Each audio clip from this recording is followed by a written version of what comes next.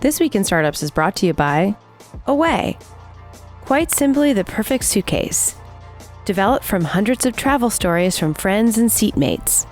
For $20 off a suitcase, visit awaytravel.com/twist. And Squarespace. Start building your website today at squarespace.com. Enter offer code TWIST at checkout to get 10% off.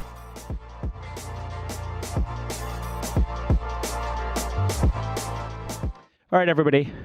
Welcome to Founder.University. Big round of applause. That's pretty cool, right? You made it. Hundreds of people applied, and you guys got in the room. Congratulations. Now the real work starts. We practice being present. Anybody meditate in the room? Raise your hand if you meditate. Okay, the rest of you, I want you to get on calm.com. I want you to buy that $10 a month subscription because we own 11% of the company. Thank you for that. First joke has landed. Good. We're off to a good start.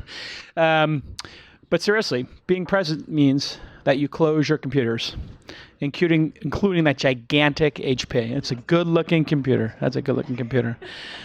It takes a brave soul to show up with an IBM ThinkPad or an HP computer. You're not from San Francisco, correct? You're not from San Francisco. No, of course. Give them 30 days. All right, so being present means you close your computer. I know, and you're going to no, that's not closed. See, closed is all the way down. Great. Now you're going to put it in your bag. Let's see you do that. Go ahead. We're not going to continue until all those computers are in your backpacks. Because you have plenty of time to fuck around on your Gmail and your instant messaging and your Slack channel. You're here for 2 days. I have you for 2 days. You're going to be present. You're going to be focused. You're going to be in the moment. And now I'm looking around and I see everybody strategically placing their phones on their laps at an angle in which they can check. So now I want everybody to take their phone and put it in their hand. Go ahead, pick it up, hold it up for a second. And now make that grand gesture where you take it and you put it in your bag. Go ahead. We won't continue until it's away. I'll be checking. If I see you on a device, I will stop the proceedings. I'm not kidding. And I'm staring at your phone right now. Whose phone is that? Whose phone is that? I'm not kidding. This is work. It's called doing the work. Thank you. Hey, everybody. Emmy award-winning producer Jackie. Let's give her a hand. 4 Emmys. Producer of This Week in Startups. The reason I'm asking you to do this is because I want you to have your minds open. I want you to be ready to receive inspiration. I want you to be ready to receive the emptiness in your mind. A little bit of empty space for you to think about your life as a founder, a little bit of empty space up there for you to think about how you might become more successful as a founder, because despite what you may have learned or been told, especially if you're a millennial, a unique snowflake in all the world that nobody else is like, you are not special. You are one of thousands of people every week who come to Silicon Valley and play the role of founder. A lot of tourists right now, a lot of actors. It's very busy here. And I've seen this movie 3-4 times. It gets really busy. Packed room, hundreds of people applied to be here, and dozens of you made it in. In fact, wall to wall, as you can see, we packed in as many spots as we could thanks to our friends at Wilson Sonsini. That they deserve a big round of applause too. Thanks, Wilson Sonsini. And so what we're trying to all figure out here is who's legit. Who's a legitimate founder? Who is going to do the work? Not everybody is willing to do what it takes. A great founder can come from anywhere. Not everybody can be a great founder. Not everyone chooses to be a great founder. It takes a lot of work. And we've selected you, or I should say, Jackie has selected you based on criteria that we believe will I got this new fancy hipster thing. Oh, very nice. Yeah, this is like a hipster thing. It makes it, I have a pen too. I stole his.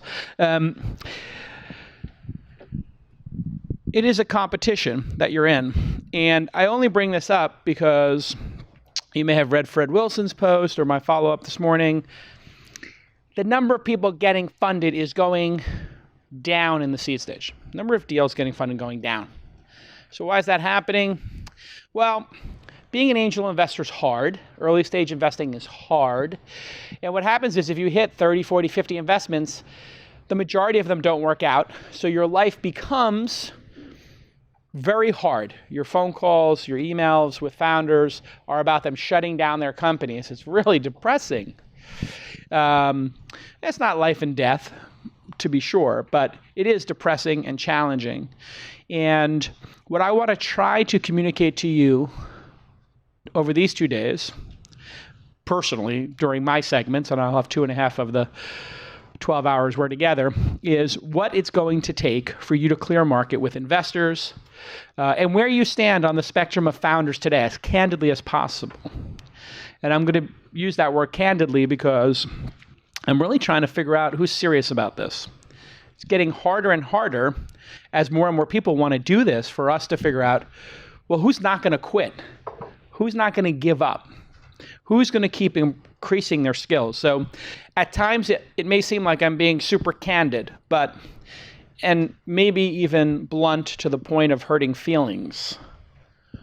But if you can't take the hard truth about where you are on the spectrum of other entrepreneurs that I see as the world's greatest angel investor, if you keep saying something like that, it actually becomes true. It's just like that. No, you know where I got that from? I played poker with a guy named Phil Hellmuth. Anybody know who he is? Phil Hellmuth, world's greatest poker player. And so his email, he's like, oh, email me. I'm like, what's your email? He's like, BEINGTHEGREAST.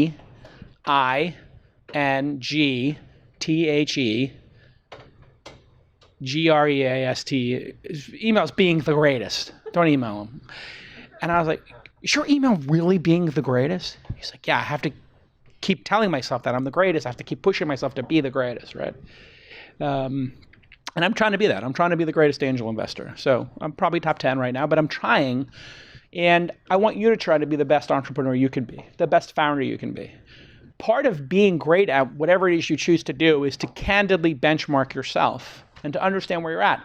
This way you can understand the leaks in your game, whether it's poker or basketball, chess, or the game of founding companies. So we start off today with about an hour and 15 minutes of you pitching me, and my partner in crime, Brian Alvey, will come up. Big round of applause for Brian Alvey. Come on up. Brian and I have been starting businesses together since just right after college. He'll grab him. I think we're both going to be over there, to be honest. Is that right, Jackie? Or you want to have the founder here or the founder on this side? Both on this side. We're both here. Okay, and the founders are over there. Okay, so let's bring up the first founder. We're going to give the founders 2 minutes to pitch. Is that right, Jackie? Correct. 2 minutes. Now, when I tell people they have 2 minutes to pitch, you know what they always say? Oh my God, I can't do it in 2 minutes. You're not going to even have 2 minutes. By the way, 2 minutes is a luxurious amount of time to pitch your startup. You're going to typically have 30 seconds or a minute. You might get 90 seconds once in a while to grab somebody's attention, but generally speaking, you have less. So we are going to use some of these interactions for This Week in Startups. So if you're going to say something that is completely inappropriate, one, don't say anything inappropriate. Number two, and we're live streaming right now, don't say anything that you don't want broadcast to 150,000 people. Okay. Maybe we should sit over here. Yeah, I was going to say. So we can see. Get a second mic down here, or how do you want to do that? Just going to move my chair Yep. here. And we can see. Yeah. You want to put your chair right here, Brian? Oh, You. yeah. And we'll share the microphones. Oh, the second one's right there, Brian. Take this one. Cool, thanks. All right. Okay, let's see if I can. No, not enough. Okay, cool. All right. 30 seconds. Yeah, I can also start. Okay. You want to take 2 minutes on the clock? 3, 2, go. Oh yeah, I didn't bring my phone because somebody told me to put it in my bag. I'll do the clock. Okay, good, thanks. All right, here we go. 2 minutes on the clock. Say 2 minutes on the clock. 2 minutes on the clock. To the microphone. And yeah, you get 2 minutes on the clock, and 3, 2, go. Great. Hello, everyone. My name is Sim, co-founder and CEO of Drapel. We are reinventing natural fabrics. Over the years, I grew up in the business and I saw a tremendous amount of innovation happening in polyester and synthetics. But natural fabrics and the fabrics that we all love to wear and wear on a day-to-day basis remain completely unchanged. Welcome to Drapel, where we create high-performance natural fabrics to redefine customer experiences. What does that mean? Imagine for a moment all the clothes in your closet. All the clothes that you're wearing, they look the same, they feel the same, they drape the same, but now you can spill water, wine, beer, juice, soda on it, and they beat up and repel right off. Not even soy sauce stands a chance. How do we do this? We do this using hydrophobic polymers at the microscopic level. We have 2 patents on the chemistry and on the process. We are going after an $80 billion market. This is big. Since launching in 2016, we have $150,000 in revenue, 2 patents, and we've increased our washes to 25. We have partners like Ralph Lauren, Perry Ellis, Balenciaga, and many others. And just recently, we launched our consumer platform called Drapel Labs. And I'm actually wearing the t-shirt right now. It's a hydrophobic cashmere t-shirt. Come see me afterwards for a live demo and a discount code. We've been featured in WWD. We have also been featured in Time Magazine, Bloomberg, Business Insider, South by Southwest Innovative World Technology finalist. The team, I myself went to University of Oxford, founded my first company at 21. Our CTO is the head of innovation, was former head of innovation at Under Armour, a PhD in chemical engineering, and a really great team. Investors include Oxford Angel Fund, Gaetan Bon-Homme, Plug and Play Ventures, and many others. Raising $3 to $5 million. And what our investors understand, our partners understand, is that every aspect of our lives has been... Okay, great. Round of applause. That's it. A little long, so You go. All right. That was a solid pitch, by the way. You've clearly done this before. And I'll just tell you some of the things I wrote in my book. Number one, you grew up in the business. That was like a nice little drop. It's like, oh, he grew up in the business. So this is personal to him, right? His dad or his mom, or his dad and his dad or his mom or his mom, whatever modern family you come from, right, exactly, is in the business. And I was like, okay, that's good. And I understood what you do because you showed a video. And it's like, we understand the problem you solve. It sucks to have your clothes get stained. The TAM was total addressable market, he mentioned. That was like one of these, what we call top-down bullshit TAMs. And we're addressing an $80 billion market. And it's like, is that all the clothes people wear? Or that's the clothes that people wear that they spill soy sauce on? It's a total addressable market of people who've spilled soy sauce on their clothes? I don't know. No, but the point is, it's a bullshit TAM, and it just seems like farcical. Because then you go to, we have 150K in revenue. So now you put this giant gap between the two. Sure. But you had these great partners. So some revenue is good because it proves that you're not scared of charging for your product. So now we've eliminated 90% of entrepreneurs who never get to revenue. So this is really good. This has got me thinking like, okay, he grew up in the business. It's personal. Okay, it's a big market, maybe, I don't know. I'm not buying that part of how big it is. But there's some revenue. So of the 100% of people on the planet who have ideas, you're part of the 0.1% who actually acted on an idea, right? So 1 in 1,000 people who had the idea of that for what you're working on maybe actually did something. And then of that group, you actually got some revenue, right? So it's probably 1 out of 10 entrepreneurs in the 1 out of 1,000 who had the idea actually get to the revenue phase. So you're 1 in 10,000 right now. Congratulations, you're at the starting line. And that's the reality of this, right?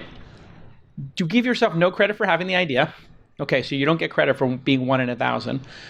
And then give yourself some credit for getting to revenue, like 1 in 10. And now we have to see if this can become a $10 million revenue business, which would be roughly 100x what you're doing, or whatever, 70x what you're doing.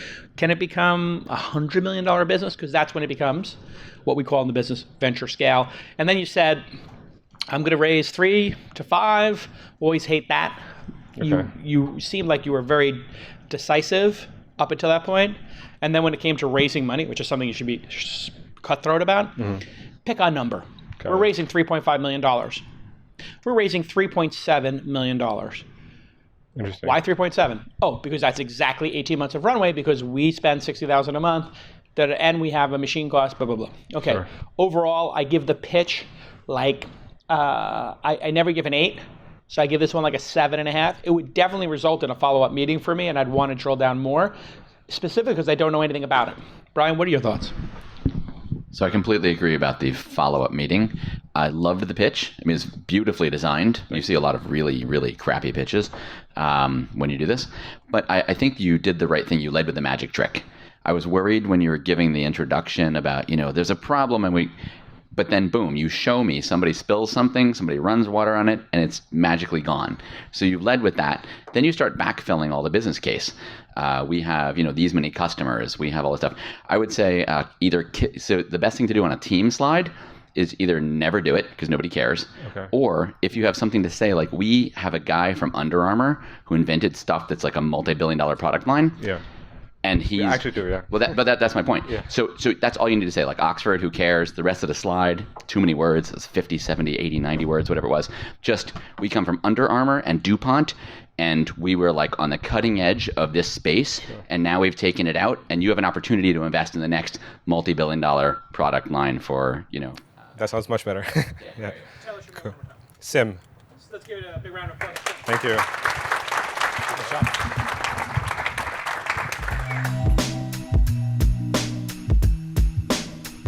I am so glad to do this read for Away. Away makes a beautiful, beautiful, stunning piece of luggage that I have been using. And let me tell you something.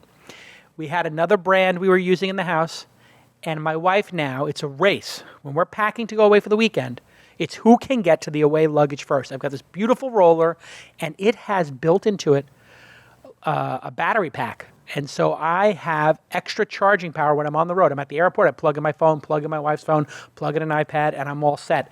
And these bags are incredible. These Away bags have all kinds of special features. One thing I didn't realize, I was on a trip, and then I see this bag inside of my Away bag. And I'm like, what is this? This is my laundry bag. It comes with a laundry bag that snaps in. Everything is just beautiful with this carry-on bag. And it has got nice hard shell, but the bag extends a little bit, so you can overstuff it just a wee bit. And it's made of the highest quality materials at a much lower price compared to other brands because they cut out the middleman, okay? You're just selling direct to you. And if you want to get this amazing suitcase, I'll give you $20 off right now.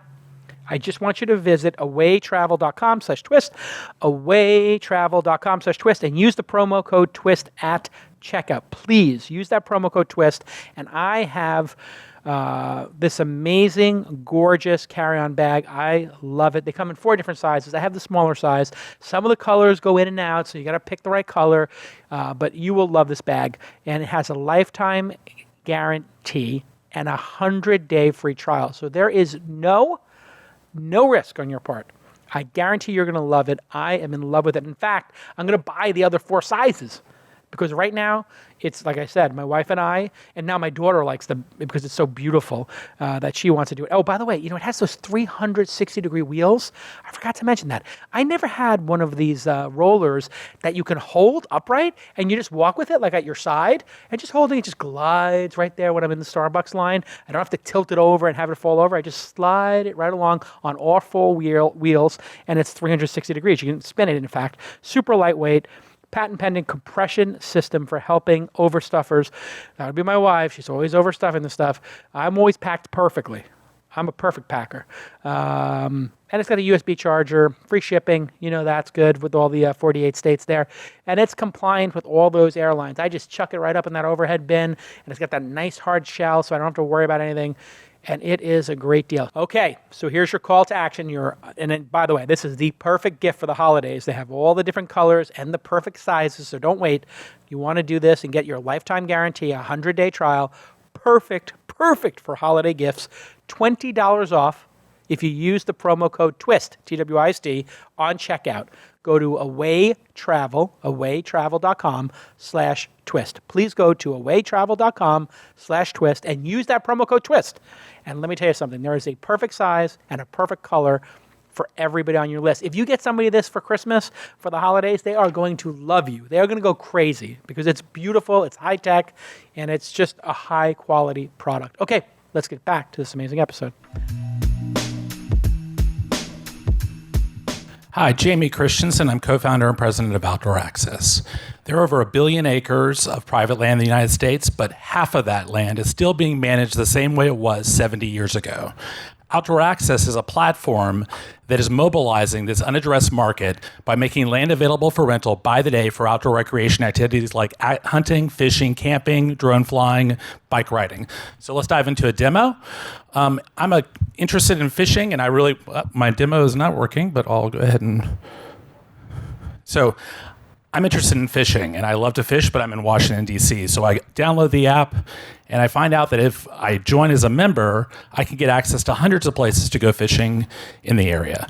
Now, first thing I'm going to do is set some filtering criteria. So I'm going to go ahead and go on the app here and set myself to come in with a buddy, and we're going to set fishing as our activity of choice. Next thing I want to do is set location. So I can use my GPS or I can type in the location. I live in Washington, D.C. See, there's dozens of places for me to go fishing within an hour's drive of Washington, D.C. I'm going to pop open the first listing here and take a look. Great photographs, looks like a great place to go. And lo and behold, it actually has kayaking, which I love to do as well. I can dive in and see what members are saying about the listing, great feedback from them, and I can take a look and see what the property owner has said about the listing. So they give me information, including history of the property. As a member, I can dive into the activities, and I can also explore an interactive map. When I'm ready to do a booking, I choose the days on the calendar. For an average of $25 a day, I get exclusive access to this property. Once I put in my payment information, I can then review the property details. I get a text message from the platform that connects me with the landowner and gives me additional information about my booking.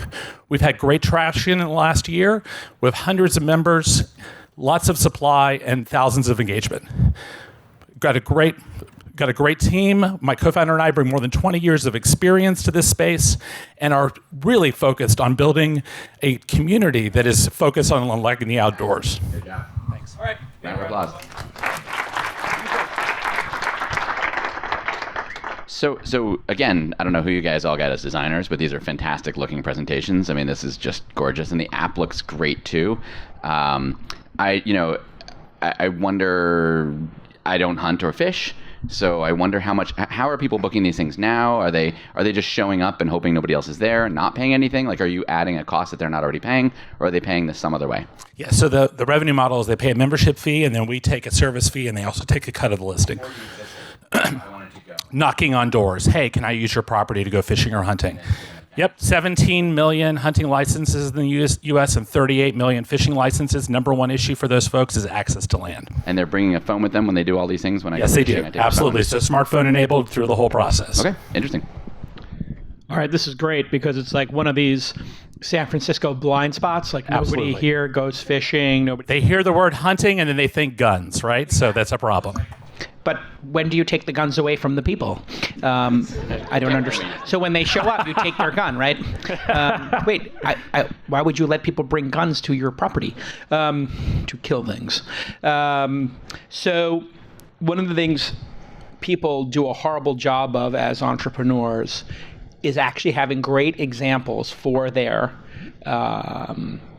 presentations and for their business. You had great examples because not only did you say hunting, you said fishing, and then you said drones and camping. And I was like, okay, great.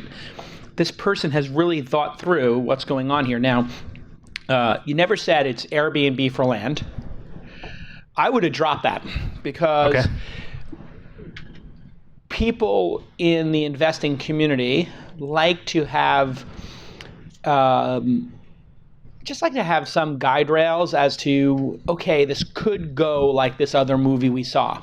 It's not Uber for land. Nobody's coming to pick you up. It's not being delivered to you, but it is exactly like Airbnb, which then made me think, wow, what about insurance? And then I just thought, oh, the objections, really good investors, when they ask you a question which seems like an objection, they already know the answer.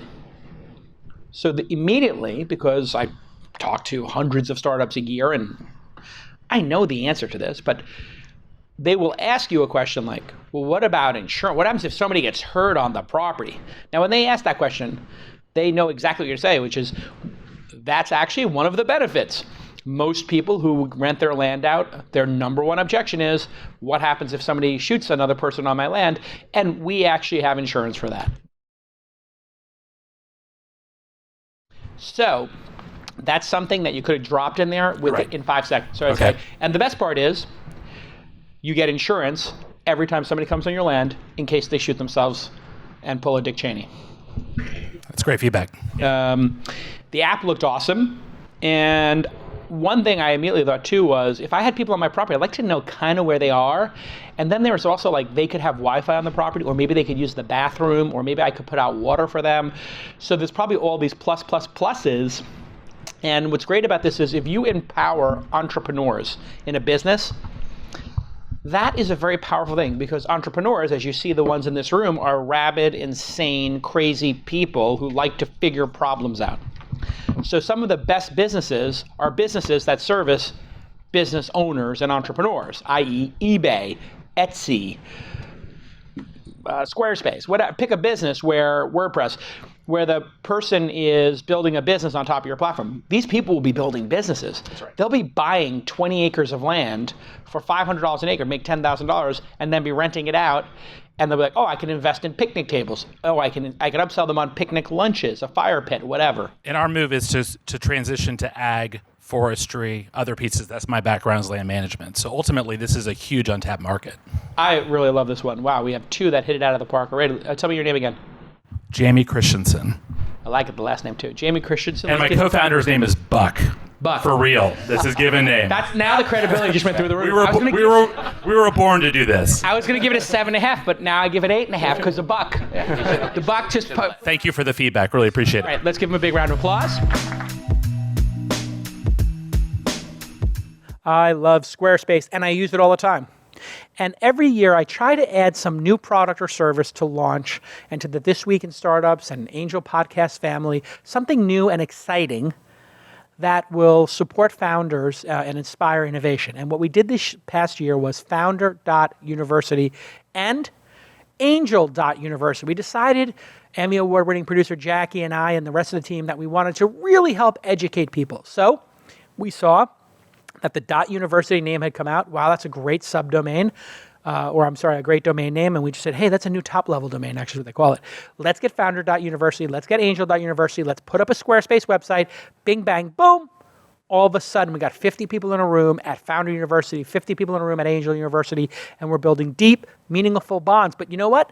The world doesn't know what's going on inside of your project until they get there. Before that, they experience you as a website. The website is what you are, who you are, and people judge a book by its cover. And Squarespace gives you those beautiful templates for you to use that you can customize the look and feel. And it comes with e-commerce. It comes with 24-hour support, 7 days a week, the gorgeous templates, and anybody can use it.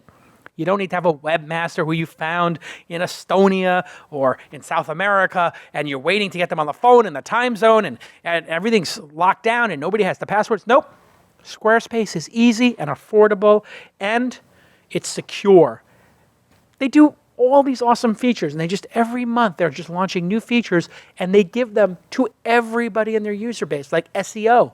Search engine optimization. You don't have to hire another person to do that. Commerce, optimizing for mobile. If a new device were to come out, you can be sure Squarespace would support it almost instantly. This is one of the great things about using Squarespace. You're buying into an ecosystem of really smart developers and designers who are building this product day in and day out. Hundreds of people are working on it, maybe thousands now, to make it beautiful and easy to use. And it's just so easy and simple. We used to struggle over websites. And you probably had this experience as well. You come into work, oh, is the website up? Where's the website at? Does the website have the right information? And it's like, why is this so difficult? 5 years ago, every meeting was, what's going on with the website? Why isn't the website ready? Did you talk to the designer? Did you talk to the tech team? Did you get the servers, the ops? Now, the website's up. The second I say, let's do Founder University, the next day the website's up and running. Okay. go ahead and check out squarespace.com. You'll get a free trial. And when you're ready to launch, use the offer code TWIST. When you're ready to launch, use that offer code TWIST, and you'll save 10% off your first purchase of a website or a domain. Make it yourself and make it stand out. You can do that with Squarespace. What an amazing company. And okay, let's get back to this amazing episode. Thanks again, Squarespace. All right, here we go. 2 minutes on the clock. 3, 2, go. Hello, I'm Malus, and I want you and your friends to help fix politics in this country. So I built an app called Act Today to make it easy to discover actions you can take. Once you log into the app with Facebook and provide your zip code, the app immediately suggests actions you can take to get more involved socially and politically. Here, it's asking me to add my representative's phone number into my phone. Next, it might ask me to call this representative, donate my time or money, or attend a local event. Once I do this, I get a reward in the form of my impact score increasing. The more actions I take, the higher my impact score. But it's not just the actions you take that make a difference. If you can get your friends to act, it magnifies your impact. So the app asks you to tag your friends. An example of this is this bill. It eliminates the EPA's ability to use science in climate studies. It's called the HONEST Act, and it was brought forward by a representative in Texas. As a California resident, it doesn't make sense for me to call this person, but it does suggest that I tag my friend Hannah, who is in Texas. It does suggest I tag my friend Hannah, who is in Texas, and have her make the call. Once she does this, it notifies me that she's finished and my impact score increases. And my impact score increases. We use a database of local and federal actions to match with your interests. We soft launched last month, and the app is available in the App Store and in the Google Play Store. This is important. This isn't just a startup. It's a way to start making a difference in the world. Download the app now, get your friends to download the app, and let's start taking action. All right. That was ahead of time. Round of applause. My immediate feedback is, are politics broken? Like, I haven't really. So, because you led with that, that was my first thing I thought of. So my biggest concern is going to be download the app and get all your friends to download this app, right? How are people doing this right now? Are they tagging Facebook friends in a post? How are they sharing this information? So right now, tagging friends, we have an invite code. So if you tag someone, you're linked to them and you get like a tree of credit to you. Before your app existed, how are people now mobilizing their friends to go and find the people in Texas? Are they looking at Facebook friends? What are the platforms they're doing that on? So right now it's very difficult to do this tagging, which I think is what's fairly unique about this. You can do it on Facebook, but it's not made super easy. They are working on tools right now to do it. Typically what's happening is if you know that there's an issue, a lot of people will make calls to representatives that aren't theirs anyway, and then their calls might not be counted, or they're making like personal pleas to their friends to do it. I would find a way to do it where they don't all need to download an app, because that will be a big barrier for them to actually act on these things. If I could text you something and you can complete it there, if I could email you something, you can complete it there. Anyway, that's just my take. That's my biggest concern. Okay. But nice job. Thank you. Okay, so here's it's really a well-designed app, good looking, great presentation, succinct. We all understand what you're doing, and that's honestly the biggest problem I see founders have is people understanding what they're doing, why they're doing it, how it works. 3 out of 3 presentations so far. Emmy Award-winning producer Jackie, great job. People know we all know what these 3 companies do. We remember these companies and what they do. It's not hard to remember what you guys do. And all were really well designed and succinct, crisp presentations. So well done. Tell me your name again. Malus. Sorry. Okay, no problem. So politics never works for startups is one of the things people say in Silicon Valley. You may have heard this from an investor. I don't invest in political startups. You have. I've heard it from... Microphone? Yep. Sorry. I have heard it from... Yes, I have heard it. Okay. So here's a way to think about expanding the aperture of the app. Many people wanted to do political apps or create change in the world. One of my friends, Scott Heiferman, created a company called Meetup.com. And remember the Dean campaign? One of the big factors in the Dean campaign was Meetup.com, because he got all these people to show up, and people were like, wow, there's a line of people. How is this possible? It was all Meetup.com. It was all the internet. They had really great tools before anybody else had them to get people to show up, and people kind of like that. Meetup, of course, went on to do Bulldog meetups. So my interaction, no interest in meeting people who are doing politics. Like that to me would be like something I'd want to avoid. But I did go to Bulldog meetups on there. So I wonder if your call to action tools and virality could have a life outside of politics, and politics could be one of 10 things you can do with the platform. GoFundMe and petition software and these type of tools also had a life outside of politics. So have you thought about opening the aperture to this? Because if not, I think you're going to be stuck with a low profit, non-for-profit, B corporation, hard to fund product, which is fine if you don't have business aspirations, but it will just be it'll be a little bit of a struggle, unless, of course, some number of consumers are willing to pay for it, or you're going to live off of donations and be hat in hand a lot. So what are your thoughts on that? I do get a lot of the we can't work with you because we don't want to take a political side. So a lot of what we've done recently is actually gone into these topics or causes where if you want to subscribe to climate change, we can give you actions you can take locally. We can give you, and we link with Meetup and Eventbrite to pull people in. So we have explored that. That's a good point though. Is your aspiration to make this into a project that makes the world great, or into a business that prints money? Which one? So we intend to start a large social network based on activism.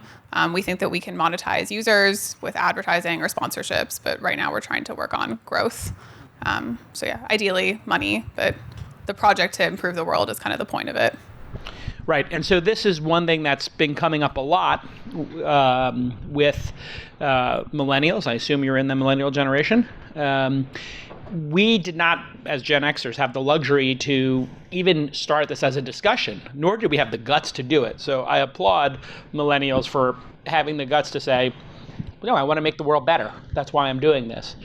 We just weren't afforded that as a Gen X, and certainly baby boomers weren't. It was just, we had to come in and say, we're going to print money or else we wouldn't get funded at all. And I think that's largely still the case, because the people you're going to be pitching are going to be boomers and Gen Xers, and they're going to be motivated by a return on capital. So I think one of the things you're just going to have to make a decision about is this a cutthroat business, or is it going to change the world? If you want to change the world through a cutthroat, I would come up with a cutthroat business model that prints money based on what you learn here, and still do a ton of this, funded by those other things. Right. So a lot of people use that GoFundMe stuff for local fundraisers or whatever. So they're doing good, or whatever, or podcasts or whatever, but they also use it for political things to defend people who maybe are. So see if you can find that. Okay. And lead with a little bit of that, and be careful that not get pigeonholed, because it becomes an easy no for people. Right. What I would love to see you have is one where they just can't easily dismiss you as, we don't do politics, we don't do music, we don't do healthcare. There's a list of things VCs will just, we don't do hardware. Too hard. Politics, too hard. So it's just one of those things I worry about. So maybe brainstorm a little bit over the next 2 days, maybe open the aperture, or you can find these patrons like Piero Midiar, who, is not investing primarily for a return. He's investing primarily for impact. All right, great job. Thank Big you. round of applause. Really great presentation so far. Okay, VizMatch. 2 minutes on the clock. 3, 2, go. Hi, my name is Wilfried Schunk. I'm the CEO and founder of VizMatch. VizMatch is a data visualization platform for accounting firms and their clients. A few years ago, it's actually 2 years ago, I had my own accounting firms for 5 years in Tahiti.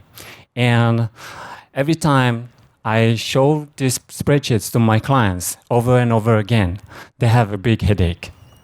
And so we decided to change this and to transform this spreadsheet into this. So we translate accounting numbers into into charts. So this is visual and graphics. And we give them a detailed overview of their business.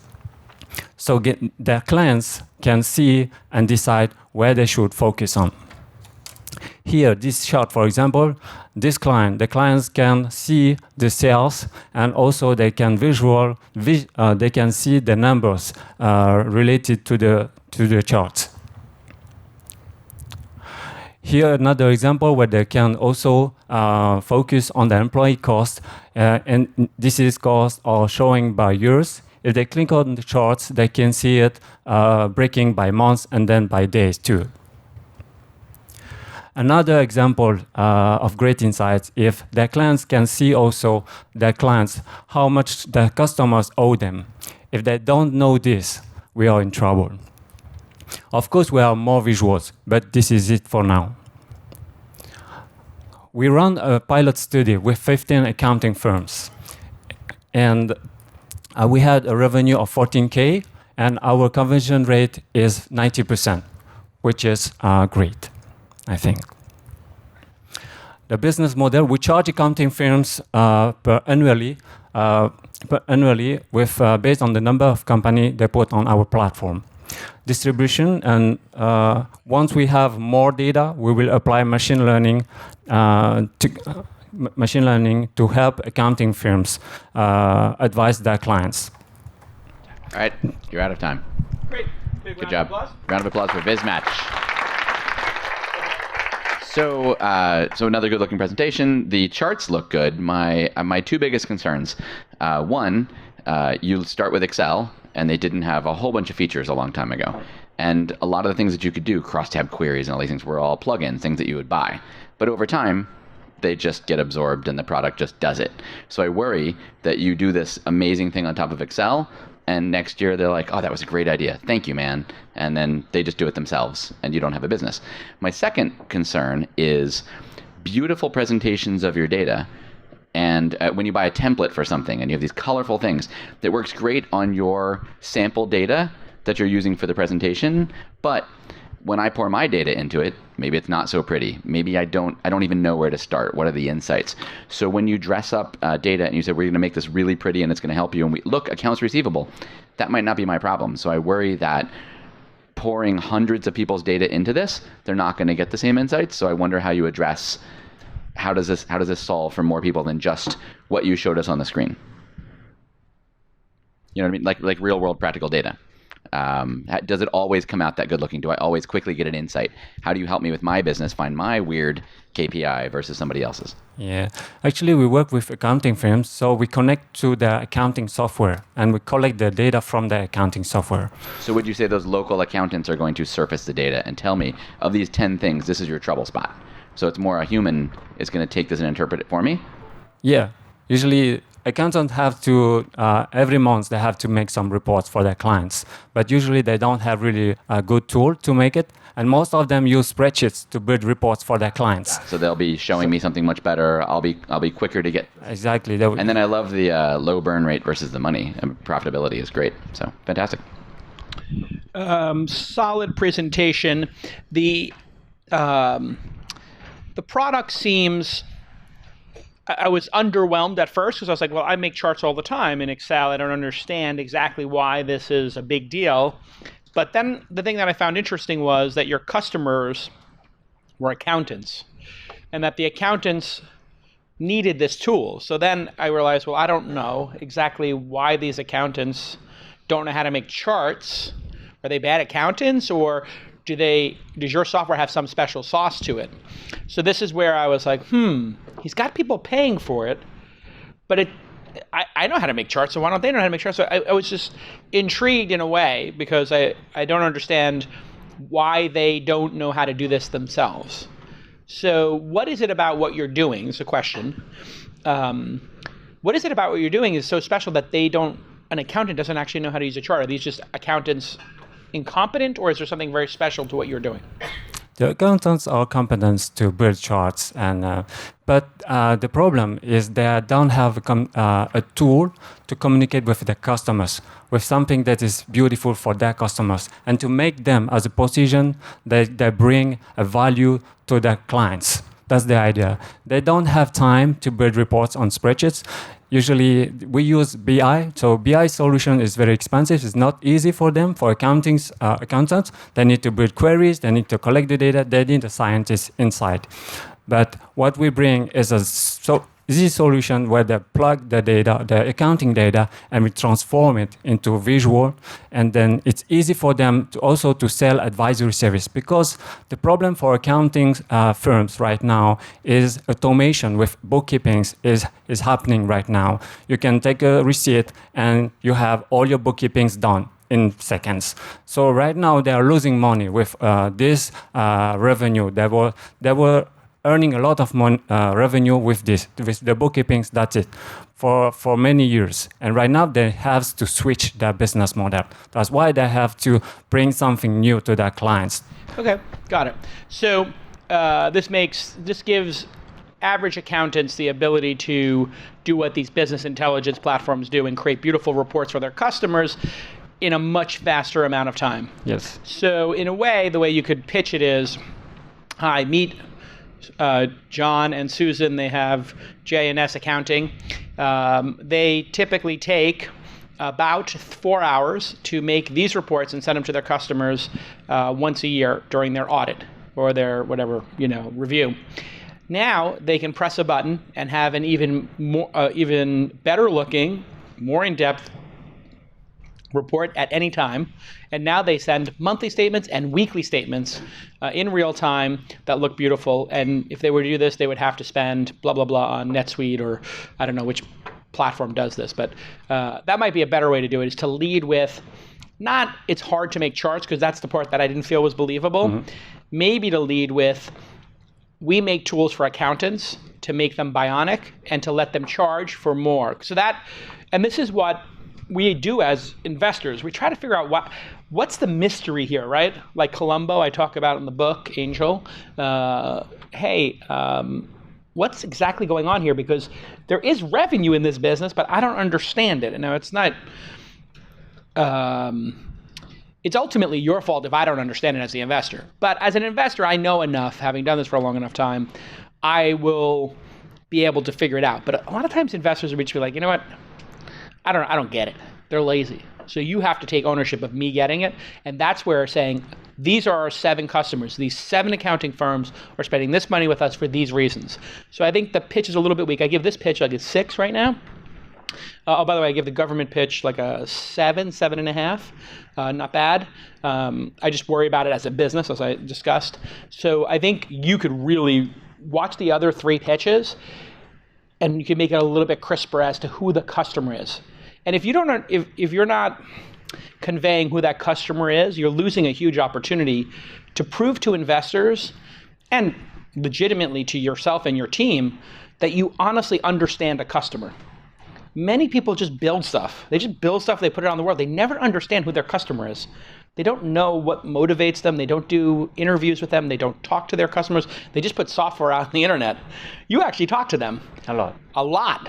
And so that's where, I don't know if you figured it out yet, but there might be some tool for these. The other thing I would just caution you is sometimes there's a trend of an industry that's going down. And that industry is flailing, and you can sell tools into them because they're desperate, but ultimately you've attached yourself to a sinking ship, right? So be careful if these bookkeepers, if they're going to go out of business because it's all going to be done on Amazon, Turk, or in the Philippines or India or wherever the lowest cost wages are at a given point in time, you may attach yourself to a sinking ship. So just be careful about that. I remember 15 years ago, everybody was making tools to help newspapers and magazines compete against Craigslist and what Craigslist was doing. So these were great businesses. They would sell for $25,000 a year or $25,000 a month a classified package that you could put on the New York Times or the Los Angeles Times or whatever, Chicago Tribune. And people were investing in those businesses saying, yeah, we're going to make the picks and shovels for those businesses. What they didn't realize was those businesses couldn't be saved, or those businesses were going to be compressing for a decade or two. So just be careful about that. If you can make these tools, maybe you should make them for the entrepreneurs who do their own accounting. Like we use something I think called Baremetrics that rips our Stripe account apart and sends us information directly from Stripe. It makes more beautiful tools. And we pay for that and we would never ask our accountants to do it because all the data is inside of Stripe. So think about that as well. Would you rather sell to the people who are building Stripe-based businesses or Magento-based businesses or whatever it is, Shopify businesses, and build tools for them, a growing group of people who are profitable, or accounting firms that are struggling? So just think that through too, because now you're talking to those customers, and you'll know if you increase your prices, would they leave? Would they bark at it? Would they stop using it? Probably. But with some of those other customers, you can just keep raising prices because their business keeps growing. Okay, big round. Tell me your name again. Will. Will, great. And you're from Tahiti? Yes. You made the trip from Tahiti for this? I moved from Tahiti and I live now here in Palo Alto. Terrible choice. No, good choice. You could just come here, make a ton of money, and then go back to Tahiti. Yeah. Is Tahiti going to be around in 100 years, or is the rising water level an issue? I hope so. No, seriously. Are they worried about Tahiti? We are worried a little bit, but we have a mountain. Okay, everybody climb up. If anything happens, just climb up the mountain, it'll be fine. All right, well done. Big round of applause. Thank you. All right. 2 minutes on the clock. 3, 2, go. Hi, my name is Neelam Vaidya. I'm the co-founder and CEO of Viridiscam. We are building a toxicity evaluation AI platform. We are the Google of the toxicity information.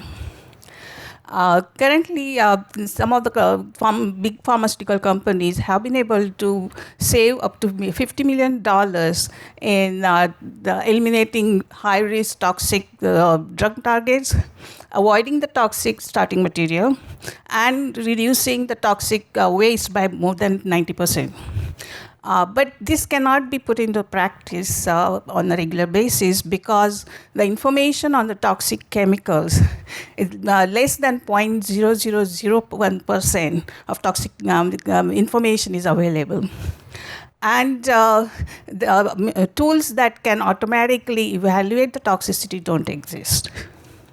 For consumer industry, the manufacturers have to change their manufacturing practices based on the newly found toxic chemical list. And think about the toxic chemicals as iceberg. Only the tip of the iceberg is known. And every year, new toxic chemicals are identified, and they have to change those practices. So we are solving this problem. We have built the world's largest toxicity database with more than 90 million chemicals, 2.4 billion properties. And we have built the library of evaluations tools using machine learning language and collected the reference data from number of companies. So our evaluations become more and more accurate as the time goes. Nobody else is offering these solutions. And we are developing the products that provide the information on chemicals, formulations, and the processes. Time is up. And these are our customers, and we already are making revenue. Great. Round of applause. Thank you. So we didn't really get to how you're going to build. So building a database is great, and building a Google is great, and then they give it away, and everybody can use it for free, and they sell ads on it. So I'm assuming you're not going to do that. You're going to charge subscriptions for people to have access to this. You're going to make them give information about what they're working on, so when they discover new stuff, they have to contribute it back to the pool so that you can make it better for everybody else. So I'd love to have seen that sooner. Yes. It's definitely a space I don't have any visibility into. Like when you say like nobody knows anything, well, I'm on that fence, right? Like that side of the fence. I don't know anything about this. So I wonder about that, the sort of the revenue model and the defensibility Yes. of that whole business. So it's a yearly subscription model. And we already have received the recognition by the United Nations as one of the biggest, most influential company for sustainability. And our customers are one of the biggest pharmaceutical companies, and who are planning to use it for the worldwide corporate license. That's something in the 2 minutes that We investors need to want to see. have it, yes. We spend this much per month. We make this much per month. You give us money, it will turn into this. That's what they want to Yes. see. So great job, though. Okay. This could be improved greatly. So I'll explain to you how. So we understood immediately what you do because you said you're a toxicity database like the Google of toxicity. And then for about 90 seconds, you kind of repeated yourself that that's what you do. So we were waiting kind of for you to get to the point and give us more information that we didn't get in the first 2 sentences. And we didn't get any more information.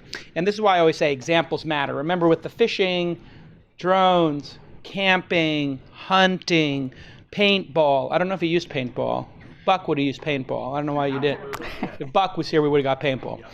So here's the thing about examples. Because he used the word buck, because he used drones, we all remember that. Here's the thing about memory. Memory works best when you give rich, detailed examples. A zebra wearing a diamond necklace jumped into the back of my F-150 pickup truck, which is orange, and is missing one hubcap. What jumped into the back of my pickup truck? A zebra with a diamond. What kind of truck is it? F-150. What color is it? What is missing from it? A hubcap. Thank you. So here's the thing. Because you didn't give examples, so this is where you can really make this great. We charge a subscription SaaS model. We have 72 paying customers. They pay on average $6,000 a year. That's my first sentence. In 10 seconds, I answered all of his questions. Now people understand it's a subscription basis. We have this many customers. They pay on average $6,000. Now you get into examples. Here, hold on. Just take notes here. Second thing is you're going to say, and meet Jason. Jason makes baby cribs. And Jason's company sells 12 million cribs a year. They use our product database to check, and here's what they do. They take a scanner out, they scan the barcode, they scan the ingredients of the paint they're thinking of using. We, through Mechanical Turk and our researchers, confirm that we know these are the chemicals in it, and we send them a report back on toxicity. What they didn't realize was they were using a primer and that their wood was already primed, and the combination of triple priming the wood. There was primer chemicals on the wood. They primed it a second time. They didn't need to. That could have saved money, but now they doubled the toxicity. And the paint is a new type of paint that comes with primer built into it. They tripled the number of primer in a baby crib that they didn't need to, and this increases the blah, blah, blahs by 72 to 64%, from 72% less toxic to 13%, whatever. Now I've given a very rich example that people are going to remember the example I gave a week from now if I ask them. But we didn't get any of those examples. So examples really matter. So I'm just going to have you answer one question. How many paying customers do you have, and what do they pay on average? So we have currently 8 customers. Paying customers? Yes, but they have pilots. Are they paid pilots or are they unpaid? Yes, they are paid pilots. So then they count as customers. So you have 8 paying customers. What do they pay on average? On average, $3,000 per user, and those per user. Now I'm having to play detective. $3,000 per user. So that's about per month, per year, per week, per day, and how many users do they have? So here's how I ask the question. I want you to listen to my question and answer my question. How many customers? We got 8. What do they pay on average per year? So what do the 8 customers per year pay total? Pharmaceutical companies would pay up to $4 million per year. Okay, terrible answer. Per site. That's not what I asked. I didn't ask what they could potentially pay. I'm asking what they're currently paying, because I'm an angel investor. And what you're doing is you're trying to sell me on the grand vision, and I'm trying to figure out the reality. So this is a filibustering type annoying thing that we go through as investors. We're trying to get reality, and we're getting pitched on the future, right? The reason I'm asking you the reality, and I don't mean to be hard on you, but it's a learning lesson for us all, I understand. is because founders whip things up. $80 billion TAM for soy sauce stained hoodies. I believe that there are at least $80 million worth of soy sauce stained hoodies in San Francisco Bay Area alone. I buy that. It's a lot of hoodies and a lot of sushi here. But what you need to do is really answer my questions and have better examples. So your credibility in your pitch and the credibility from the back and forth is bad. It's low. And the way you build credibility is honesty and candidness. And what a lot of entrepreneurs get into the trap of is their results are so modest that they think, oh, they're going to hate me. I only have 8 customers. And they're only paying $3,000 for the pilot. And actually, I gave a couple of them the pilot for $100, and 4 of them canceled. What I'm doing is, if you told me that, and we haven't figured it out, I'd say, great, opportunity. An opportunity for me to give you money, for you to send me monthly updates, and for us together to figure out this riddle. Because you're smart and you got a great product. But because you're not being candid with me, I can't. It's like we're in therapy. And I'm the psychologist. And I say, tell me about your mom. And you say, she was the best mom ever. Next question. And I'm like, I'm sure she was the best mom ever. Was there ever a time when she took away your dessert or anything to make you feel weird? So I have a couple of questions for you. Okay, here we go. Go ahead. So one is the reason I spend time in pain is because first question people ask is, why do we need the Croxist information? So I understand the examples would be really important. I took that with. And the second one is when you ask the question about a pilot, how much you're making. We're selling the pilots for a much cheaper price, but so if I tell you I have 3 pharma companies and the total amount is about $10,000, most of the investors that I have talked in the past would make that math and really think about. Okay, so this is where you're wrong. This is where you're wrong. Okay. 100% wrong. Because when I looked at Uber, they had 2 cars on the road.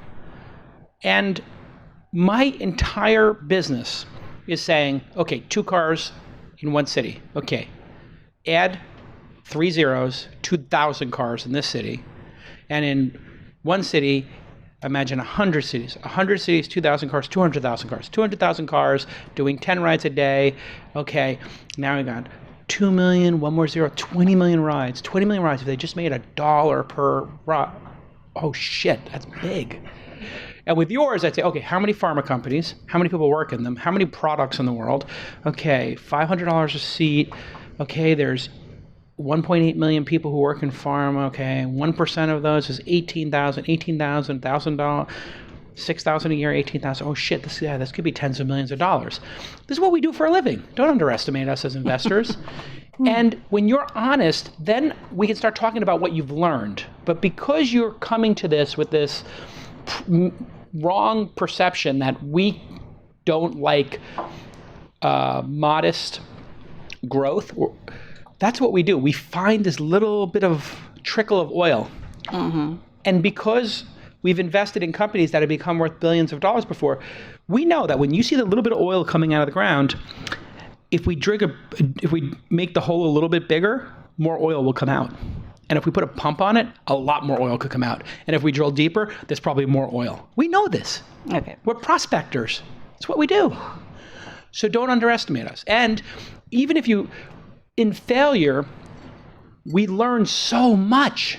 So when you come in as a founder and you're like, yeah, we sold 8 pilots, all 8 canceled. But I'd still like you to invest, and here's why. The 8 people canceled, we were charging them $300,000 a month up front, $300,000 a year up front, and all 8 canceled in the first month when they paid $25,000. We realized it was a stupid pricing model. It was too hard. So then we put up a test page where we said, put your credit card in, it's $50 a month per account for 90% of the features. And all of a sudden, we had 16 people sign up, and none of them have canceled. And we realized, we were charging like client server software, and we saw what Slack does, and we only charge them for the customers that actually log in that month. So if they don't log in, we don't charge them, and then we got rid of churn. Like, that was one of the things that Slack learned that made them stronger. Slack didn't charge for the people who didn't use the software that month. So if I put 100 people in my company and only 20 of them used it, I got charged for 20, not for 100.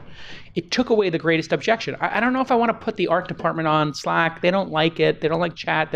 It's too intrusive. They want to stay focused making their art, so we don't want to give them Slack. So if the art department pays and doesn't do it, then you get this bad perception of Slack. So that kind of product rockiness, turbulence, we expect. Because if it was clear how to make these businesses succeed, there would be no opportunity and they would already exist. Does that make sense? They would already exist in the world. If it was so obvious in a straight line, none of these businesses are straight lines. They're all, you know, like if you look at the top 6 investments I've made, like they've had bumps in the road. They've had challenges. They've had pivots. They've had top people leave. They've had lawsuits. I mean, it's the nature of the business that there's going to be warts and there's going to be bumps on the road. The great founders own that and have an open, candid dialogue, right? So examples and open, candid dialogue. Let's give her a big round of applause. So you'll be happy to know that 60% of the customer pilot licenses are turning into corporate license. And my favorite part, tell me your name again. Neelam. My favorite part about you is that you're dogged. Like even, she's just like, I see her looking at it like, I'm going to prove him wrong. I'm going to get and then I'm like, thank you, great job, big round of applause. She's like, and I just want to get one more thing in. And I can tell she's never going to give up. Oh, thank you for that. Okay, nicely done, nicely done. We're looking for doggedness. We're looking for a little fight. Don't be afraid to fight with investors. That's another thing. People are like, well, when I'm in a meeting with somebody and they're like, I'm like, so, I mean, how many it doesn't seem like this is a huge market for this. When they go, oh, you're 100% wrong. You have no idea. I thought exactly like you did, Jason. Little had somebody says, I had that exact misconception. And then we did a LinkedIn test and we found people with the title on LinkedIn and we emailed 100 of them. And we got 93 of them to eventually log into the product. 93 out of 100 immediately. So people really want this product. You couldn't be more wrong. And I'm looking at this person, I'm like, okay, let's keep going. Continue to tell me where I'm wrong in life so that I can be more successful. Like when people are correcting me and saying like, you got a blind spot, it's amazing. That's like somebody at a poker game coming up to you after and it's like, by the way, it was completely obvious that you had aces in that situation because you're leaning back and you're folding your arms and you're smiling. Like you basically could have written the word aces on your forehead and I would have known if you had pocket aces. Like so obvious. Like, and that's what a good friend will tell you, right? Like another person will just, oh, you had bad luck. All right, here we go. 3, 2. Stand here for 10 more minutes. Yeah, it's a test. 3, 2, go. Good morning, everyone. I'm Kim Hansen, CEO and co-founder at Greta for Podcasts. Hands up. Here's a podcast listener. Well, you're not alone. Today, 1 in 6 of us is a podcast listener, up from 1 in 15 just 4 years ago. Podcast is eating the $65 billion terrestrial radio market. It's growing fast. But even faster. It's a little more discoverable, a little more shareable, right? Here to share a podcast clip. Well, let me introduce you to Greta. Greta is a podcast player with interactive transcripts at its core. There. So these transcripts make a lot of stuff possible that wasn't possible before, like navigation. My friend Mark Zuckerberg is the perfect person to talk to about this. He has no qualms about rushing out an imperfect... And more importantly, sharing. I can clip out any one of these bits, share it out to the internet. Don't have time for that right now. I only got 2 minutes. I'm going to bookmark that, go out to my Greta social feed, and find a new podcast to listen to. If Hunter is sharing something, it's got to be good. We condemn in the strongest possible terms this egregious display of hatred, bigotry, and violence on many sides. No, there's just the one side. I'm going to share that out to my Greta social feed, where it'll also get propagated to my Twitter and my Facebook. When it hits those platforms, it's going to be about 10 times more effective at generating a click than a link alone. When people hit our interface, they'll spend an average of 4 minutes there.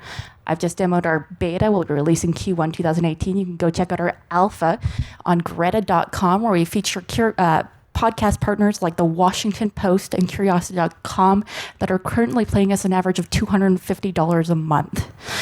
Greta is a team of superstar game developers and web developers. I made Mass Effect. Our CTO developed Interview, which was later acquired by Akamai for $2.8 billion. This is going to be the way that people consume podcast audio. It's better navigation experience, better consumption experience, and more importantly, sharing and virality. We are looking for $2.6 million. Thank you so much, and welcome to Greta.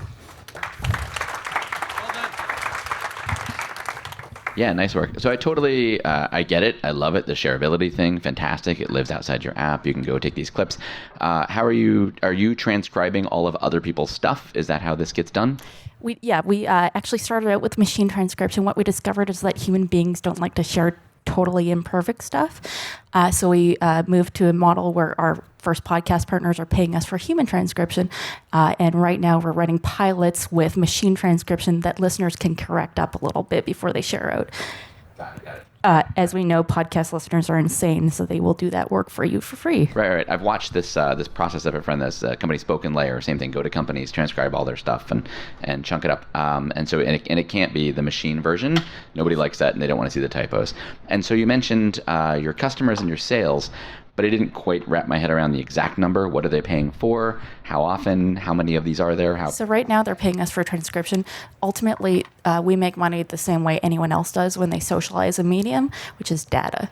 Sharing shows social hotspots. Two human beings speaking for an hour is about 10,000 words, which is a doctoral thesis and a shed load of data.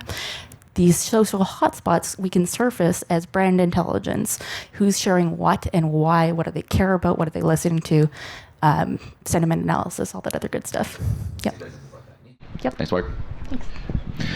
I was wondering who was making those little clips of the Bill Simmons podcast and other podcasts when they were on Twitter. I saw these going out, and I was like, who's doing these clips with the WAV file? And because they don't have video, they're audio podcasts, so you don't have the audio clip. And we make a real big living off of clips at This Week in Startups by making 4 or 5 per episode, and the clips can equal some significant double-digit percentage viewership of the entirety of the viewers per episode. High five. Yeah, it's great. Yes.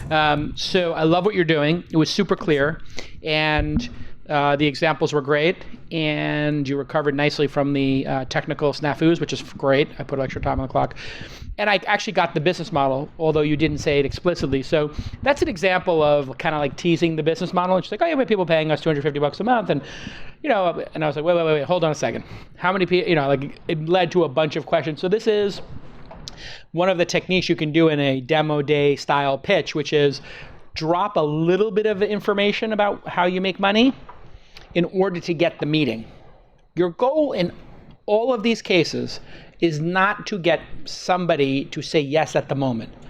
You're trying to get them to say yes to getting your deck in the email, reviewing your deck. You're trying to get them to say yes to a quick coffee meeting and a demo. You're trying to get them to say yes to talking to your customers or reviewing your traction, right? So if somebody says to me after a quick pitch like this, I'd love to come by and meet you for coffee for 15 minutes anywhere, anytime, and just show you our traction. I have some charts. I couldn't put them on the screen out there, but the traction's really good. It's like, okay, that sounds like a good use of 15 minutes of my time. And so I kind of get how you make money. How much do you charge to transcribe an hour? An hour, it's $2 a minute, so $120 an hour. Now that's human transcription, and that's, we can move a little bit. And I own the transcripts. Yes. So I don't have to worry about you trying to monetize my podcast and sell into my advertisers. Podcasters have been getting jerked around for the last 5 years a little bit. We don't want to do that. We want to. Yeah, so this is one of you obviously understand the market. So when I'm having this discussion with her, I can feel the credibility building. It's small numbers, right? Oh, $2 a minute, $120. But again, compared to the last presentation where we were talking about $4 million a year they're going to pay, or 40, or whatever it is, or the $80 billion TAM. Small numbers are better. I can do what's called bottom-up, a total addressable market. I know that there are 500 podcasts of note, at least. If you just went across the top 10 categories on iTunes, and you pick the top 50, doesn't take a genius to know there's 500 people making a living at a minimum. When I say making a living, I mean making hundreds of thousands to millions to tens of millions of dollars a year. they're all looking for transcription services. There's a million people doing that. And then this is like an elegant product. So you're undercharging. So now I'm in the wonderful position, and you're in the wonderful position of having me be more enthusiastic about your business than you are in the meeting. So that's like the big goal, is you're in the meeting and all of a sudden the investor has a thing like, well, wait a second. It's not 500 podcasts. Your math is completely wrong. It's 500 podcasts times 3 episodes a week, 150 episodes a year. This is like hundreds of thousands of podcasts potentially. And by the way, there's 5,000 people trying to compete to get into those 50 spots. Those people will pay because they want an advantage. Yeah. And these are big businesses are coming into this, and they're all looking for tools to do this. So you're going to get the investor riled up. Like, we should really be charging just like $1,500 a month. They should be a $20,000 a year, and that's a good place to be. So I like the example. You went right into the Zuckerberg example. You used another powerful example, which we all remember, which is, who is your second example? Donald Trump saying horrible things and people sharing them. And I even know it was Hunter Walk sharing it because she went into a very specific example. Examples matter. Always use specific examples and you will build your credibility. So I give this, it's kind of like a personal favorite. Like I'd probably give it 8.75. I'll give like a little extra quarter point over. I think I gave 8.5 to the camping. I gave Buck an 8.5, so I'll give it 8.75. Let's give Kim a big round of applause. Well done. Next guy is Jason. Okay. Can I dig into your head a little bit after this? You can ask me one question right now. To ask me the one question you really want to ask me right now. Would you be on our platform? Well, we'd have to get the producer, Emmy Award-winning producer Jackie, to do it. We are platform agnostic because we do our podcast to find great entrepreneurs to invest in. So anything that expands our reach helps us. So we put it on SoundCloud, Spotify, Overcast. We love everybody. We're not trying to extract value from the distributors. Yeah. We're trying to increase distribution. So to the extent this increases distribution, we'd pay for that. To the extent we help grow your business, we don't care. We just want more people to listen. Down with walled gardens, up with distribution and podcasts. Thanks, everyone. Exactly. Cheers. Well done. Richard, are you ready? I'm done. You're done? Okay. No. Well, I give it a 6.5. Well, I'm ready. Yeah. Okay. All right, here we go. 3, 2, go. Hi, I'm Richard Brums. I'm the CEO and founder of Vesla Electric Scooters. So this is the product. It's a pretty straightforward one. It's scooters looking like scooters, not like spaceships, and it's driven by an electric driveline with a Bosch engine and LG cells. So it's nice components. Sorry, and I'm not going to talk too much about the product. I'm not going to talk too much about why electric scooters will be a big thing. I think I'm going to stop there with the presentation because it's a part of the big transport disruption, and scooters will follow that. And the things I'm going to talk about is why Vesla will be a big part of that. And I'm going to mention 3 out of many. So the first one is that we have a very strict brand approach to business, in contrary to having the engineering approach to business. And the reason for that is, product feature advantage is something pretty current. Sometimes you're ahead and sometimes you're after, and at a certain time the market will consolidate and the best brands will survive. So that's why we're having the brand as our main driver for business. And the number 2 is the business model. I hate high profits, and I love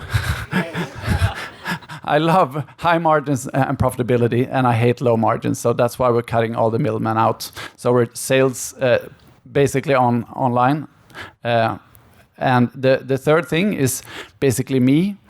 I'm obsessed with sales and speed, and that's why we're gone from paper products 6 months ago until selling about 300 scooters in 6 months. And we try to sell every single day even though we don't have products in stock. Okay, big round of applause. So you make it I'm a little confused. Yeah. They're a little confused. And so this is where synchronicity matters in a presentation. What you're saying should be on the screen and represented somehow. So you got to put a little more time into a deck and actually explain to us what this business is. So, but we were able to cobble together in this ad hoc presentation that 300 of these have been sold. Yep. It's a design-based company like Apple, or and we understand your reasoning behind that. When the market eventually consolidates, people will go to brand, they'll flee to brand. I don't know. We can debate that. But it is true, Apple will sell a phone that doesn't have the ultimate specs of the latest Android phone or Samsung phone, and they'll be able to sell it for more and give you less. So, okay, it makes sense. So I don't understand what's if there's a unique technology angle to the business, other than it's an expensive electric scooter. So is there something here other than you're just selling a scooter at a great price and getting a big margin? Since I'm obsessed with speed and profitability, this existing product, the Vesla One, our first product, is based on an existing product where we have specified. So we have a Bosch engine, we have LG cells, so all the components are carefully chosen, but it's based on an existing product. It's not a long-term strategy, but it's a way to test the market and test the product. And at where the market is at the moment, just by having it electric is enough at the moment, because the alternatives are so bad. And we're doing, a 3-layered product development plan. So we have just improving the current product, and then we're making the Vesla 2, launching this autumn, which will be a refined version, and then we're going to launch our own built native product in 2019. But that's a really big project, and we're gonna we see the market demand, so it's more important to get something out there, and it's a really great product. So it's we not understand your philosophy. I think one thing you want to do at the end of these presentations is have a very definitive ask. So our ask today is, we're sold out of the one, but we're looking for people to pre-order the 2 and join us on this adventure as we build our own prototype and I think the mobility trend is in people using shared bicycles, electric bicycles. We've had a shared scooter network here called Scoot. They launched at our conference, in fact, 8 years ago, and I think they're doing okay. Yep. It has not been a great investment, but of course the United States is a different mobility culture than perhaps the Scandinavian countries. I'm going to take a guess you're from one of those. Okay, or Germany, but Scandinavia. No, Sweden, of course. So you're going to see a lot more there. I do think that electric scooters are definitely a thing, because I know people who are into Vespas, and there are no great electric scooters yet, so there is an opportunity. Of course, Vespa's going to do one too. So they are the only big brand doing one electric concept, but they've presented it 2 years in a row at the EICMA, the Milano Big Fair. Yeah, they haven't come out with it yet. No, it's not saleable, and it's going to be like $10,000. I'm going to ask you a crazy question, and I'll let Brian give some general feedback. At some point, will there be, and I know this sounds crazy, self-driving scooters or motorcycles? Is that something anybody is working on? No, definitely not. Not the industry. The industry is basically 5 to 8 years back of cars and e-bikes. So it's a market that has been sleeping for more than 10 years, because it has been not regulated, and now there's coming like 2 generations of EU ruling that will kill the combustion engine for 2-wheelers in 4 years. So it's a sleeping market, and it's just a few startups doing it, but it's Yeah, no, I do. General feedback, you called it, and now I feel like I have to do something special. So first off, I would be wary of saying we love design, and that's why somebody's going to acquire us, because we care about design. That rings kind of hollow. What would work better is, we care about design. Let me show you how that changed the product that we were going to build into the one that we have. And then the next thing is, which would also work on the toxicity thing, is when you give that customer example, like we have no examples of who buys these, where they're buying them, why they're buying them, right? When you start a business selling toxicity data into other companies that need them, if she had said, we went to this person, we said, you have these chemicals in your paint. If you let that out, children are going to die, and you're going to have to spend tens of millions of dollars in lawsuits. And the insurance companies were like, holy crap, thanks for catching it. How much can we pay for this service? Then I understand a process, a need, an urgent need, really leverage over these customers, and something that you can take from the first customer, which is what you always start with is 1, 0, and then it becomes 1, to 10, to 100, to 1,000. So now I want to know with your Tesla rhyming scooters, Vesla, electric scooters, what those 300 people bought this for and how you turn that into 3,000 and 30,000. And I didn't hear anything at all about why they're going to run out and tell all their friends and wait overnight in line for the next one and pre-order them like people do for products that they care about. So that's what I want to hear, is that story, the sales, and then how an investor is going to take that and do the math on it and multiply it by 10, 100, 1,000, 10,000. Ooh, let me get my checkbook, right?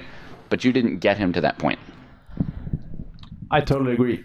One thing I'll add to this is a lot of times what business the company's in is unclear at the start. So 2 examples of that. Tesla's a great example of that. When Elon was doing it, it was arguably he wanted to change the world, much like the government pitch. He wanted to get the world off fossil fuels. It was about the environment. But then when he started building them, the performance was so good that he was like, wow, this thing can beat a Ferrari.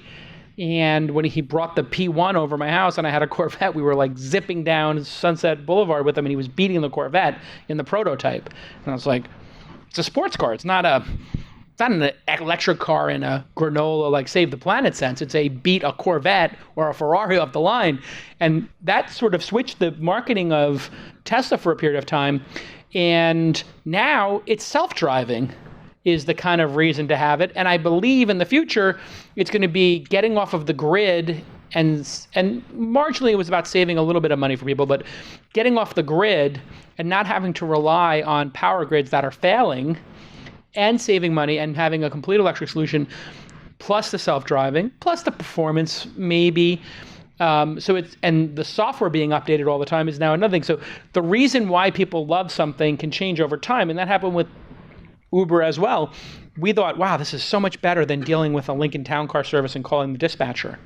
And then eventually it was, you know what? This is about not owning a car. It's not about not dealing with a cab company. That was kind of the delightful part of Uber in the early days. Eventually, there were people who just, anybody here not own a car because they use ride-sharing services? Raise your hand. 1, 2, 3, 4, 5, 6, 7, 8, 9, 10. There's 10 people out of 70 people in the room who no longer own cars because of Lyft and Uber. That's bizarre. Nobody, if that was your pitch, if you came to the people who at the Open Angel Forum, Travis Government said, you're all not going to have cars because it's going to be so reliable, you can get a car in under a minute. People would have been like, really? Americans are going to get rid of their cars. Yet there's 10 people in this room, I don't know American or not, but they don't own cars. And millennials forget about it. Like, they're just like, why would I ever sign any kind of long-term commitment to anything in my life? I have WeWork in my mom's basement. Like, I don't own a car. I barely go to work. Like, millennials they don't have any commitments. All right, you want to say something? Just want to answer Brian's question regarding market. So we're addressing the commuting market, and what we could have seen for the first 300 scooters we have sold is that we're not conquering anything from the petrol scooter market. So it looks like we're emerging something newer, and people are like getting rid of their second car, and they're making more effective commuting. And for me, I just live outside Stockholm, and I save more than an hour a day just by commuting with a scooter rather than, public transportation and cars. And that's a global problem. Here's a better pitch. Hi, I'm Jason. I'm with, what's the name of the company? Vesla. Got to change the name, yeah. It's a Swedish word for weasel, the animal. Definitely change it. So I'm Jason. I'm the CEO of Weasel Scooters, and we build fleets of scooters and provide training for safely driving them to corporations. Many people have never ridden a scooter. So it's fun, it's easy, it's actually very safe, and it's the best way to get around your city. So we've sold 150 to Google and 200 to Facebook. Every Friday afternoon, we do classes. And you can do one-on-one classes, group classes. We go out for a ride. It's team building. And anyone who works at those companies, because they have so few parking spaces, can take an electric scooter home anytime, free of charge. They've now reordered 2,000 over the next 2 years, and they've reduced the number of parking spots by 1,500. The cost of those 1,500 parking spots is $75 per month. These pay for themselves, and people who work for the companies love them. And by the way, they are in Facebook Blue, and they have the Google logo on them. So they're little branding machines too. This is like a much better pitch. Yeah, I agree. Buy my electric scooter. We had those 300. Like you could probably sell. I think there's tons of stuff to develop this. I mean, we've only been in business for a few months. Look for something more disruptive and something bigger, because I believe the bigger problem is how many people here have ever ridden a scooter, electric or otherwise. Who hasn't ridden a scooter? Okay, so it's about 50-50 who haven't ridden a scooter ever. How many people who haven't ridden a scooter would like to try? Raise your hand if you'd like to try. Okay, so it's about half of the half. How many people think riding a scooter is just way too dangerous and they don't want to do it? Raise your hand if you think it's way too dangerous. So there's that's actually the problem. Half the audience has never done it, and half of the half would like to try it. So actually the bigger market is not selling and competing against Vespa. It's getting the people who don't do it. Just like Uber's bigger market was getting people who never took Lincoln Town cars to take Uber X's or Uber Pools. It was going down market that made those companies truly large. And so just open your aperture a bit and think, you're passionate about this, but what about the people who are not passionate about it? Is there a product for them? All right, big round of applause. Thank you.